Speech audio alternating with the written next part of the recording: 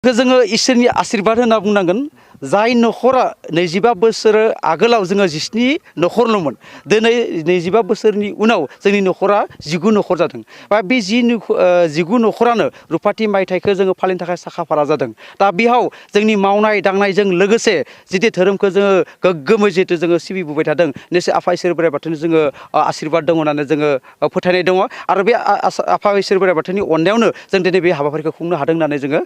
फोथायनाय दं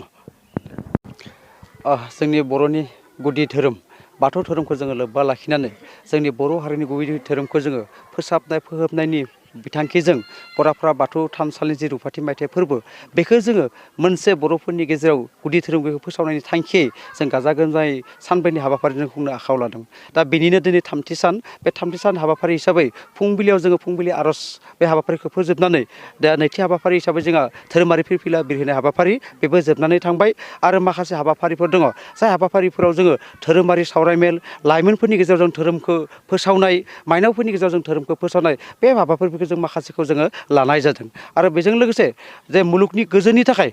जोङो मोनसे आलारि बाथि फोजोंनाय हाबाफारिबो लानाय जादों दा बे लेखायै जोङो गरेस्वर ओनसोलनि सिङावनो थानाय गबसार गामिनि बराफारा बाथौ थानसालिनि जे रुफाथि मायथाइ फोरबो फालिथाय बे फालिथायाव जोङो गासैबो धोरोमारि सुबुंफोरखौ लोगोसे बाथौ धोरोमनि गुबै धोरोमनि सिबियारिफोरखौ जों हांख्रायनानै बेसिम फैनानै बिथांमोना जोंखौ मददथि होफैदों बेनि थाखाय जों जोबोर गोजोननाय मोनदों आरो बे लेखायनो गाबोन जोङो मोनसे धोरोमारि गेवलां मेल जोङो लानाय जादों बे धोरोमारि गेवलां मेलाव जोंनि बर'नि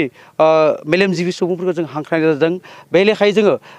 गेवलां मेलनि गाहाय आलासि महरै जोङो मोननो हादों लोमस्राव दैमारि सार EM BTC-निनो आरो लोगोसे थि बुंथिगिरि आलासि महरै जों गणेश कसारि सार बिथांखौ मोननो हादों लोगोसे जर'खा आलासि महरै EM फ्रेस मुसाहारि सार बिथांखौबो मोननो हादों लोगोसे जोंनि सानजा तामुलपुर जिल्ला दुलाराय बाथौ गौथुमनि आफादगिरिजों लोगोसे लेङाइ आफादगिरि बिथांमोना बाहागो लाफैगोन आरो जोंनि जिल्लानि माखासे दैदेनगिरि बिथांमोनाबो बाहागो लाफैगोन आरो सेन्ट्रेलनि दैदेनगिरि बिथांमोनाबो बाहागो लाफैगोन नैबे नोंथांमोननि गेजेरजों आं बेखौनो हांख्रायनो नागिरदों जे गरेस्वर ओनसोलनि गासै बाथौ सिबियारि बियाब बिथांमोनखौबो जों हांख्रायनाय जादों दा बे लेखायै गाबोननि हाबाफारियाव जाहाथे बयबो लैहोर लैहोर फैनानै जाहाथे बाहागो लाफैयो बेखौनो जों मिजिंथिदों आरो मोनसे खोथाया जों जोबोद गोजोननाय मोनदों जे जोंनि आर'जखौ एसे जौगाहोनाय थांखिजों जे डिसिप्लिन मेनटेननि गेजेरजों जोङो आर'जखौ मोनसे जौगाहोनाय थांखि जोङो आर'ज बादायलायनाय हाबाफारिबो लानाय जादों दा बे आर'जखौ बादायलायनाय हाबाफारिखौ बेखेवफैगोन गरेस्वर समस्तिनि बिजाथि UPPLनि मानगोनां पबित्र कुमार बर' सार बिथाङाबो गाबोन बेखेवफैगोन जोङो गासैबो नेनानै दङ गाबोननि हाबाफारिया जोबोद गाजा गोमजा जागोन होननानै जोङो मिजिंथिनाय जोङो बेयाव जेबो उसुबिदा दासिम गैथ'वा खुंलांजादोंब्लाबो जोङो एसे खुंलांबोदोंब्लाबो गोसोआव एसे दुखुबो दङ जिहेथु जोङो 2 बोसोर सिगांनिफ्रायनो जोङो नैबे रुफाथि मायथाइ फोरबो खुंथायखौ फालिनो होननानै जोङो सावरायबोगासिनोमोन जों थिग बे हिसाबै जोङो जेरैबायदि 2 बोसोर सिगाङाव थांखि लाबोदोंमोन थिग बे हिसाबाव जोङो दिनै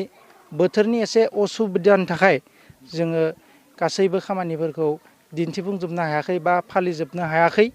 जिखिनि जोङो थांखि लादोंमोन बेखिनिखौ जोङो मावफुंजोबनो हायाखै बेनि थाखाय जोङो फालिदोंब्लाबो बा मावलांजादोंब्लाबो जोंनि हाबाफारिफोरा बेयाव जोङो एसे दुखुबो दङ आरो जोङो जिखिनि मावलांनो हादों दिनैसिम बेनि थाखाय जोङो एसे गोजोननाय मोनदों दायो जोङो गोबां हाबाफारिफोर जोङो मावलांनांगौबो दंबावो गाबोननि सानसे हाबाफारिफोर दंबावो आरो दिनैनिबो जोङो गोबां हाबाफारिफोर दंबावो जिहेथु जोङो दसे उनाव नैबे जोबनाय लोगो लोगोनो जोङो धोरोमनि सावरायमेल दङ आरो जोंनि नैबे गामिसानिनो बारग' बिबानगिरि बिथांमोनखौ जोङो बरायनाय हाबाफारि बे मोनसे हाबाफारियाबो दंबावो गाबोननि हाबाफारि बायदियै जोङो गिबियावनो आर'ज बादायलायनाय हाबाफारि बे हाबाफारिखौबो जोङो गाबोननि हाबाफारियाव लाखिनाय जादों आरो लोगोसेनो जोङो जि बिसम्बि मेगाजिन बेखेवनाय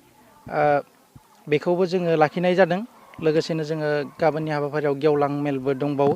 बेखौबो लाखिनाय जादों गेवलां मेलनि जोङो गाहाय आलासि महरै जोङो